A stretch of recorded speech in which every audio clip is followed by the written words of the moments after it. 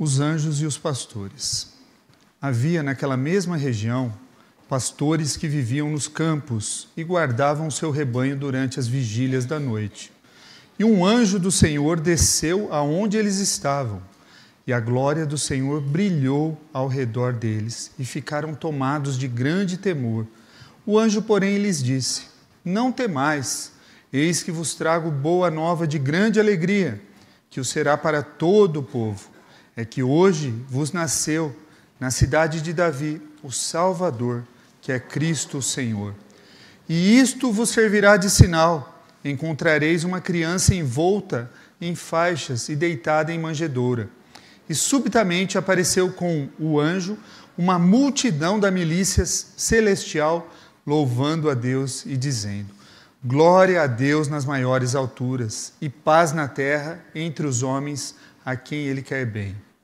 E ausentando-se deles os anjos para o céu, diziam os pastores uns aos outros: Vamos até Belém e vejamos os acontecimentos que o Senhor nos deu a conhecer. Foram apressadamente e acharam Maria, José e a criança deitada na manjedoura. E vendo-o, divulgaram o que lhes tinha sido dito a respeito deste menino. Todos os que ouviram se admiraram das coisas referidas pelos pastores. Maria, porém, guardava todas essas palavras, meditando-as no coração. Voltaram então os pastores, glorificando e louvando a Deus por tudo que tinha ouvido e visto, como lhe fora anunciado. Vamos ter mais uma palavra de oração. Soberano Deus, pedimos, ó Pai, que Teu Santo Espírito ilumine o Teu servo, ó Pai, que Ele também, ó Pai, acolha nos corações a Tua palavra, ó Pai. Oramos em nome de Cristo Jesus. Amém. Meus irmãos, se você já leu uma biografia de um grande pregador, ou se você ler uma biografia de um grande pregador, você vai perceber que muitos deles mencionam que tiveram um encontro especial, um encontro marcante com Deus. E algo tão maravilhoso, tão sagrado, que eles não entram em detalhes. E eu creio que todos nós devemos buscar um encontro profundo, um encontro marcante com Deus.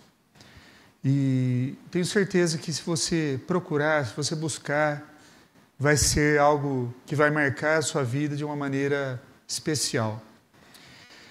Talvez seja disso que o apóstolo Paulo fala na segunda carta aos Coríntios, no capítulo 12, onde ele escreveu: Vou lhes falar agora das visões e revelações que recebi do Senhor. Conheço um homem em Cristo que há 14 anos foi arrebatado ao terceiro céu. Se foi no corpo ou fora do corpo, eu não sei. Só Deus sabe. Sim, somente Deus sabe se foi no corpo ou fora do corpo. Mas eu sei que tal homem foi arrebatado ao paraíso e ouviu coisas tão maravilhosas que não podem ser expressas em palavras. Coisas que a nenhum homem é permitido relatar. Eu acho que os pastores do texto que nós lemos, que estavam ali no campo, quando o anjo chegou naquela noite em que Jesus nasceu, diriam que a experiência que eles tiveram foi algo extraordinário, algo que mudou a vida deles. O relato que nós lemos aqui de Lucas, ele é simples e direto, mas tenho certeza que na vida daqueles pastores não foi algo simples, direto, como o relato de Lucas. E ele começa, havia naquela região pastores que viviam no campo a guardar o seu rebanho durante as vigílias da noite. E o anjo do Senhor desceu onde eles estavam, e a glória do Senhor brilhou ao redor deles, e ficaram tomados de grande temor. A simples declaração de que eles estavam ali no campo, pastoreando suas ovelhas, e nos deixa o quê? Despreparado para o que segue. Por quê? Pastores eram pessoas comuns, simples e marginalizados pela sociedade. Eram como hoje nós talvez tratamos os moradores de rua. Pessoas que a gente sente misericórdia, mas a gente não quer muita proximidade. Talvez algo assim, tá? Às vezes eles estavam o quê? Apenas guardando as suas próprias ovelhas ou contratados para guardar ovelhas de outras pessoas. Os pastores estavam ali no campo, pastoreando aquelas ovelhas. E talvez eles, como lavradores, pessoas simples, faziam seu trabalho fielmente, mas não possuíam propriedade, apenas as protegiam. E as ovelhas, como um animal indefeso, precisavam ser protegidas de animais, de feras que apareciam no campo.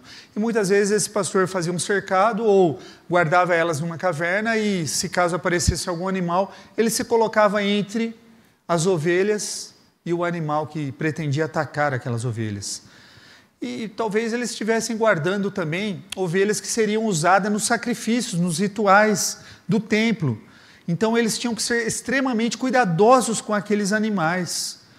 Aqueles animais não podiam ter mancha, não podiam ter defeito para serem oferecidos ao Senhor. Os pastores então eram encarados como pagãos. Raramente eles iam à sinagoga ou no templo. Por quê? Porque eles pareciam ser perpetuamente impuros, não eram dignos de aparecer lá. Eles não eram sociáveis. Por quê? Porque passavam mais tempo com os animais do que com pessoas. Nós sabemos que aqueles que não se encaixam como normais, né? Aqueles que possuem alguma dificuldade, acabam sendo desprezados pela maioria das pessoas. Acabam sendo colocados de lado, sendo, como eu disse, desprezados, né? São frequentemente ignorados. Tá? Era o que acontecia com a maioria dos pastores. Isso que torna tão inesperado o que aconteceu nesse relato. Né? Eu imagino eles sentados ao redor de uma fogueira ali, cuidando das ovelhas, e uma noite normal, e de repente aconteceu algo que deixou eles com grande medo, né? Como o texto diz. O anjo, porém, lhes disse: não temais, eis que vos trago boa nova de grande alegria, que será para todo o povo. É que hoje vos nasceu na cidade de Davi o Salvador, que é Cristo o Senhor. E isso vos servirá de sinal: encontrareis uma criança envolta em faixas, deitada na manjedoura. E subitamente, com o anjo, apareceu uma multidão da milícia celestial, louvando a Deus, dizendo: glória a Deus nas maiores alturas e paz na terra entre os homens a quem Ele quer bem. Então, em uma noite tranquila, de repente, uma luz brilhante envolta um anjo. Não deixou dúvidas que eles estavam na presença de um anjo. E em toda a Bíblia, quando aparece anjo, geralmente acreditavam que seriam o quê? Motivo de julgamento. E, em outras palavras, seria uma notícia ruim que viria com o anjo. Alguns sugerem que a luz radiante do anjo era uma luz que tornava as pessoas conscientes dos pecados diante de um Deus santo. Claro, quando o anjo lhes disse: não temais, eis que eu trago uma boa notícia para vocês. Já era tarde demais, né? Eles já estavam morrendo de medo. Então é dito algo maravilhoso. A tão esperada promessa que começou lá em Gênesis, quando Deus disse: da semente da mulher nascerá aquele que esmagará a cabeça da serpente. Aquela promessa do Messias prometido, que o povo todo judeu estava esperando, foi anunciada a simples pastores, pessoas comuns, pessoas simples, pessoas que eram marginalizadas pela sociedade. O tão esperado Messias havia nascido, deitado numa manjedoura. Eles deveriam ir e ver o cumprimento dessa promessa. Foi a melhor notícia para os judeus que eles poderiam ter imaginado. Eu imagino eles vendo o anjo com a boca aberta, né? E coração acelerado. E aquele coro celestial chegou de repente cantando glória a Deus nas maiores alturas, paz na terra entre os homens a quem eles quer bem. Depois um silêncio, né? Um olhando para a cara do outro e: vocês viram mesmo o que eu vi? Será que é verdade isso que nós vimos? Será que é real? E depois ele continua: e ausentando-se deles os anjos para o céu, diziam os pastores uns aos outros: vamos até Belém, vejamos os acontecimentos que o Senhor nos deu a conhecer. foram apressadamente e acharam Maria e José a criança deitada na manjedoura. E vendo-o, divulgaram o que lhes tinha sido dito a respeito deste menino. Todos os que ouviram se admiraram das coisas referidas pelos pastores. Maria, porém, guardava todas essas palavras, meditando no coração. Voltaram então os pastores, glorificando e louvando a Deus por tudo que eles tinham ouvido, visto como lhe fora anunciado. Parece que eles não gastaram tempo. Será que é verdade mesmo? Será que a gente deve ir? Não. Parece que eles foram, sem interrogatório nenhum, eles falaram, vamos fazer conforme o anjo nos instruiu. Vamos seguir, para encontrar essa criança e adorá-la. Nós não sabemos como os pastores encontraram Maria, José e a criança, né? Não foram eles que seguiram uma estrela. Não é descrito aqui como que eles foram e chegaram até lá, né? O que aconteceu? Talvez eles tenham perguntado, vocês sabem de um bebê que nasceu, que está num celeiro, numa manjedoura? E eles hesitaram em entrar, e será que nós vamos entrar aqui? Será que nós somos dignos de entrar aqui? Ou eles invadiram o estábulo com excitação? Afinal, eles não foram treinados no protocolo social, né? Como é que foi essa reação? A Bíblia não relata isso. Mas eu creio que a primeira ação desses pastores foi adorar silenciosamente a Cristo, quando perceberam que a esperança de Israel, a notícia maravilhosa para todo o povo, estava à frente deles. Mas eles tiveram que dar explicações. Por quê? Imagina o que a história deles significou para Maria e José, que estavam há 9 meses sem ter uma notícia de Deus. 9 meses. Eu creio que eles tiveram que contar para eles o que os anjos haviam dito, explicar para eles. E qualquer dúvida que eles tinham na cabeça, eu acredito que eles falaram e perguntaram para os pastores. Eles verificaram que este realmente era o Messias e que havia sido prometido como aquele que salvaria o povo dos seus pecados.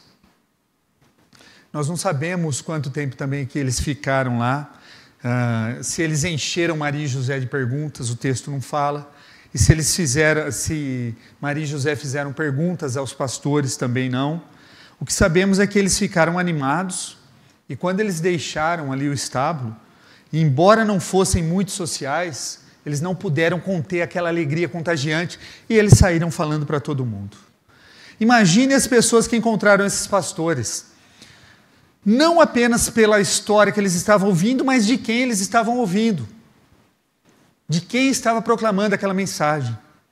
Essa é a poderosa mensagem do Natal. As glórias dos céus desceram para se encontrar na terra. Até mesmo com as pessoas mais esquecidas e marginalizadas.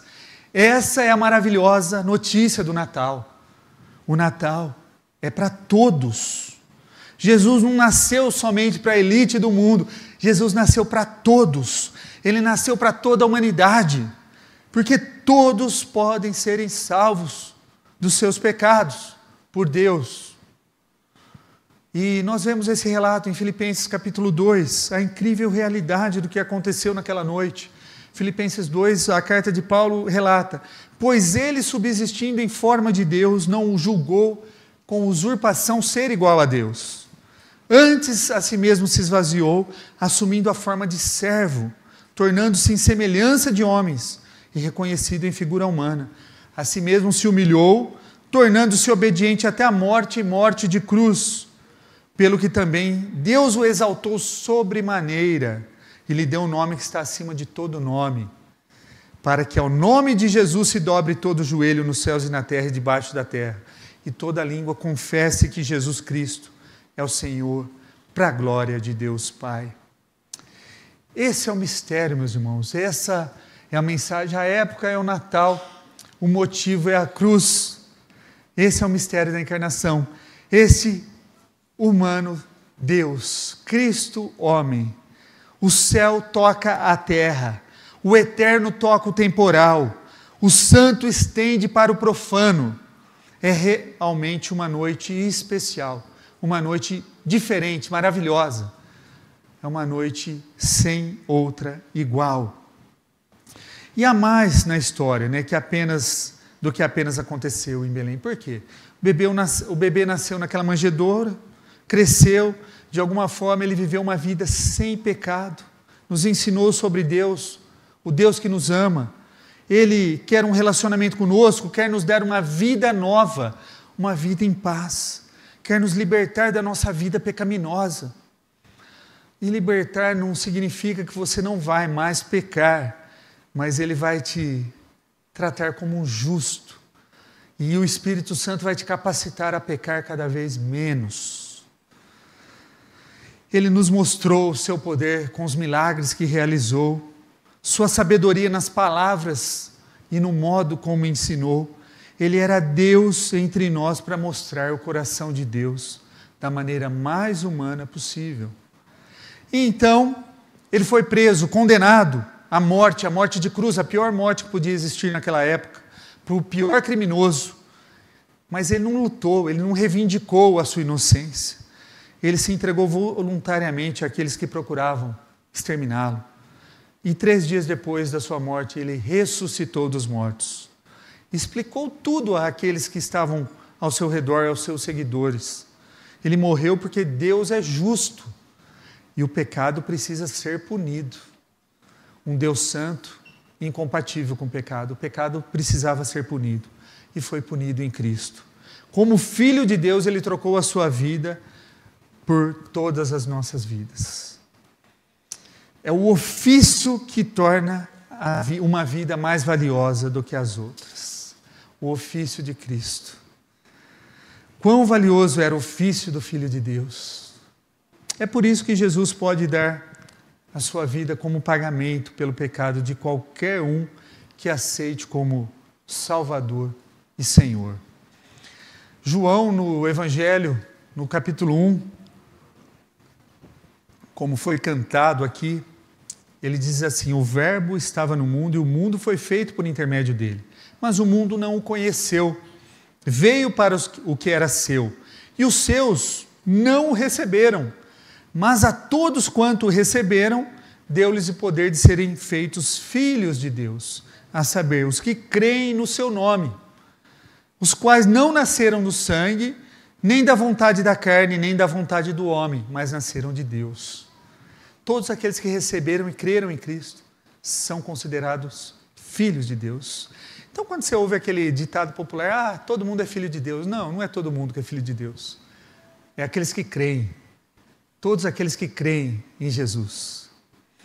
O Deus eterno entrou no mundo dos homens pecadores para tornar possível o quê? Que esses homens fossem perdoado dos seus pecados, daquela vida de rebeldia, para que se tornassem filhos de Deus. O que esse relato, meus irmãos, de Lucas 2, desses pastores, pode nos ensinar de maneira prática? O que nós podemos levar para casa nessa noite? Que o Natal é um evento divino, é o céu descendo à terra.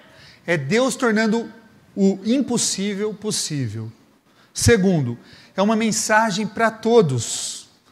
É uma mensagem que não está olhando para a sua conta bancária, não está olhando para a sua cor, está apenas colocando a todos, à disposição de todos aqueles que creem. É uma mensagem que traz salvação. Por que não crer? Se só tem algo de bom que vem de Deus, por que não crer? Se só tem algo bom que Deus oferece. Talvez você se sinta indigno, né? Ele fala, eu não sou digno do que Deus fez. Ninguém é. Todos nós somos indignos. No entanto, todos os indignos são o quê? Convidados a vir a Jesus e deixá-lo lavar dos seus pecados, da sua rebelião. Todos nós somos convidados que o Espírito Santo venha habitar em ti e nos guie para a nossa vida, para a eternidade, para que Deus habite em nós. Será que não é por isso que Deus escolheu os pastores?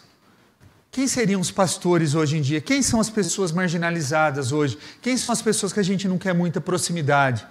Foi esses que Deus escolheu para dar a notícia do nascimento do Messias. Quem são essas pessoas? Talvez um imigrante, aqueles que estão morando na rua, ou outros marginalizados que seriam convidados primeiro para ver a manjedoura. Seriam os pobres, as pessoas lutadoras, que receberam primeiro a mensagem de esperança e vida. As pessoas mais simples que possuía na terra.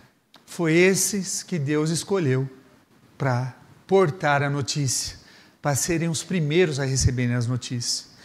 Não é por isso, será que não é por isso que Deus escolheu também Maria e José, em vez de um filho de um rei, uma filha de um rei? Príncipes? Por que Deus não escolheu príncipes? Essa mensagem é: Ele quer chegar até você, e não importa. Ele o vê tão valioso quanto qualquer outra pessoa. Você é tão valioso quanto os príncipes deste mundo. É essa a mensagem. Se você levar o Natal para o lado pessoal e entender que o bebê nascido em Belém nasceu para quê? Para fazer você um filho de Deus. Então, abrace ele hoje. Entenda isso hoje. Não deixe passar. Não deixe passar. É isso que nós comemoramos no Natal, o nascimento do Salvador. Salvador do quê? Dos nossos pecados. Não jogue esse convite no lixo, como se fosse alguém que recebeu por engano. Responda aceitando-o como Salvador e siga-o como seu Senhor. Diante desse relato, lendo esse relato, nós devemos ser motivados ao quê? A sair daqui. E como que fica, né, como o pastor Anderson diz, a nossa segunda-feira? Sair daqui e dizer para todos o quê? Que Deus veio e quer que todos nós pertençamos a Ele. Eles tinham boas notícias. Devemos procurar aberturas, quaisquer que tivermos, para falar das boas novas do Evangelho, falar do amor de Jesus. E você não precisa pregar um sermão para a pessoa, ou discutir métodos do Evangelho. Seja uma pessoa simples. Se houver uma pergunta, explique a verdadeira mensagem do Natal. Se eles sorrirem, você vai descobrir, sorrirem e balançarem a cabeça, você vai descobrir que você encontrou lá seus irmãos em Cristo. E você vai ter muito mais coisa em comum do que você imagina. Aproveite cada oportunidade que você tem para falar da boa nova da salvação, que é o nascimento do Jesus Cristo, da sua morte e da sua ressurreição. A época, como eu disse, é o Natal, é o nascimento. O motivo é a cruz. Eles estão interligados. Natal, então, meus irmãos, é quando o céu desceu e tocou a terra. Quando os anjos se reuniram com os pastores.